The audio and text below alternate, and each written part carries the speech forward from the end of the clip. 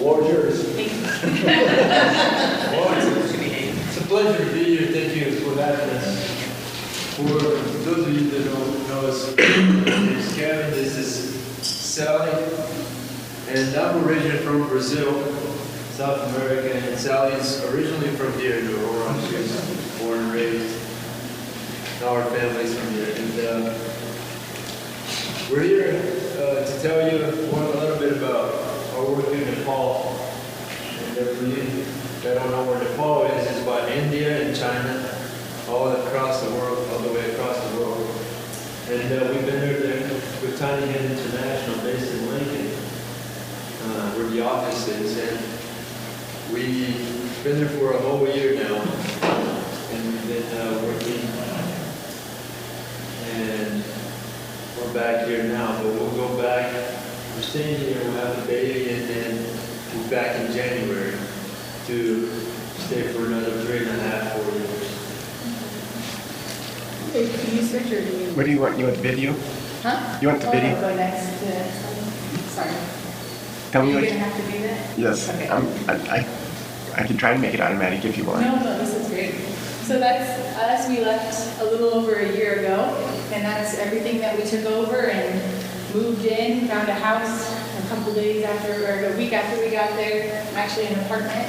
And that's kind of just how we started a year ago. That's us at the airport. And we'll show you a video and a couple slides just to show you an overview of what we did this past year. So let's go to the next one. And we're just going to start with a little bit. Most people, or most of you have heard about what Tiny Hands did there. We spoke here last year, but just an overview of what Tiny Hands is all about. And Be the Kingdom is their first core value. And it just means that they want to empower the local church. They believe in going into Nepal, finding local people who are Christians already in Nepali, and working through the local church and empowering them as their brothers and sisters to do the work that God has ordered them to do. So not going in and trying to be the only person that does it, but actually working together with the local church and even other organizations to do the work that we believe God has given us to do. And the second one is help those who need it most. So trying to find people who really are in need. And it says, whatever you do for the least of these, you do for me. And so they go in, they started their organization, and I'll talk about this on the next slide, working with orphans and women who are caught in the sex trafficking industry. So a lot of it is trying to find people who really need it and giving them the help that they need. And empowering them then to go out and help others themselves. And then the last one is just do much with little. So trying to find a way to take even the most little, like $50, and how can we stretch that to the most, to even do the most that we can that will have an eternal impact, not just an impact here on earth, but that will impact them for the rest of their lives and into eternity. So that, go back one more quick. That picture right there on the left is actually the view we'll have when we go back in January. That's from Pokhara. And so that's the view of the Himalayas. What is the name of that mountain? Fishtail, the mountain. We can see the Himalayas from where we live. So I took that picture on the hike when I was there, and then that other one is a picture of the Nepali flag. It's the only flag that's actually not a rectangle. So they try to be unique in every way that they can. It's a tiny little country, but they have a lot of gumption. They're actually even 15 minutes off their time zone from India because they don't want to be in the time zone. The same time zone as really anybody else.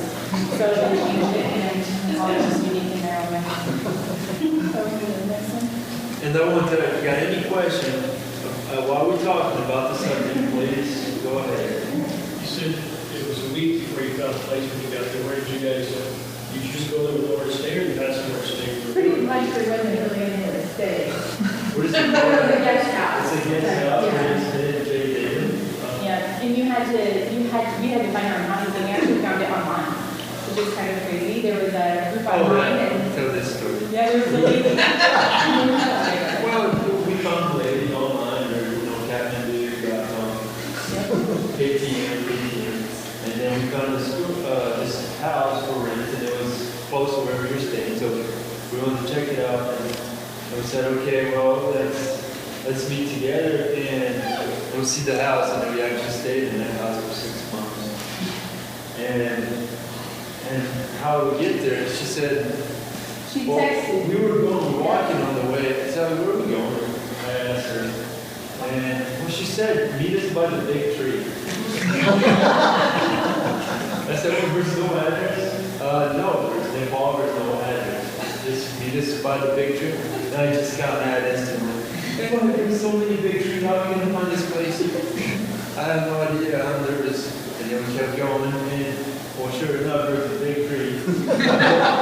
Kind of where Sally, the lady told us to go. And then we went, and she was just in the corner, she just said, hey, you guys are Americans, or, we're the only Americans walking around. So we found each other, and that's just really interesting. The way we found her. Because there's PO boxes, but they really don't have street addresses, they have area locations. And so, it's absolutely, But the like, this is never gonna work, we're never gonna find anything. Yeah.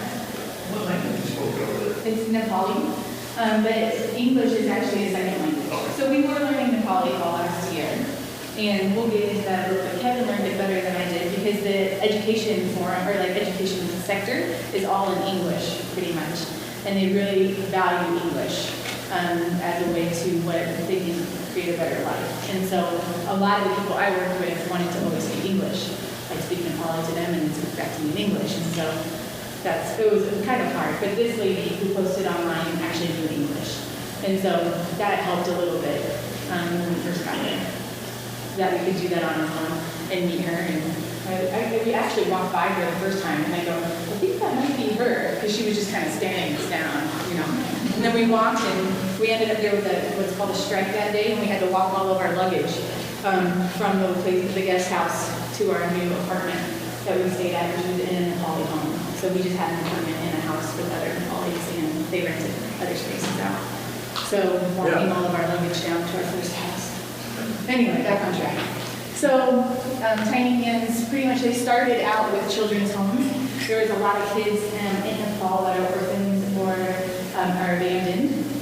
And so when they first went over there about 9 years ago, that's what they started. They started children's homes, and they wanted to create a new standard for children's homes, because a lot of times they'll have 40 or even plus kids in one home. So a lot of the orphanages that were already up and running had 40 plus kids, ran more like businesses than they did like homes. So Tiny Hands started it, and they have a whole standard about we only allow 15 kids in the home. And we actually have 2 parents that are on all the time. We don't have staff coming in and rotating. The parents actually take them in and become their home parents. And they raise them from the moment the kids get in that home to the moment they leave for college or for their schooling. So right now there's Raju and Bimala, and that's their kids. This home opened up while we were there, so we got to see the process of the home actually opening. They had 4 kids when we got there, and then by the end they ended up with 15. 3 of which were their own. 1 is their biological, and 2 they had taken in before. So then we only gave them 12 kids from Tiny Hands' side. And it's an amazing difference to see how it came, how they started. So once they have 3 kids, they're like, oh, I think we're pretty good, we'll take another. Then we'll give them another one. And they're like, yeah, I think we're pretty good. Again, give us 2 more until they get to 15. And it's just an amazing home. Little girl named Eunice came in with a dark face.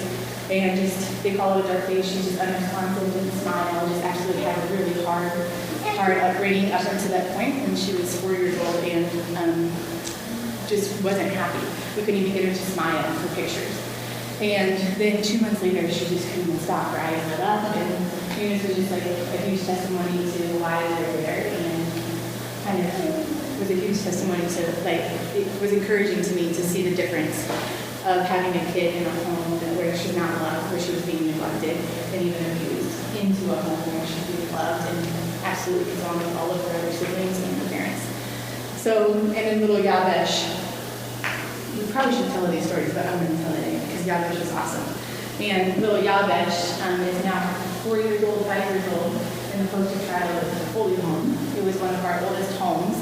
And they actually had a couple of their kids graduate, and they decided, you know what, we want to take more in. So they had already raised, 2 or 3 kids all the way through until they had graduated and gone on to college. And they decided, no, we aren't done, we want more. So they took in little Yavesh. Yavesh was found by my friend Kara. And Kara worked down on the streets in Kathmandu and found a mom, or heard of a mom, that was going to throw him over the bridge into the river. And Kara went and talked to them and said, no, please don't throw this baby over. We'll take him. You don't have to pay anything.